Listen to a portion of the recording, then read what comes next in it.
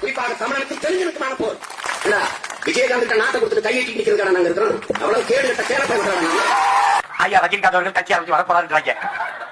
தம்பி விஜய் படத்துல சொல்ற மாதிரி சண்டை வலுவா நடக்கும். அது என்ன யாரு அது அப்புறம் பாத்துக்குவோம். மான தமிழனா மராட்டியனாங்கிற சண்டை இங்க இங்கே போர். லட்சிய கூட்டத்திற்கும் ரசிகர் கூட்டத்திற்கும் இடையே போர் சண்டை. உயர்ந்த லட்சியத்தை கொண்டிருக்க சித்தாந்தமா சினிமாவா இதாண்டா சண்டை.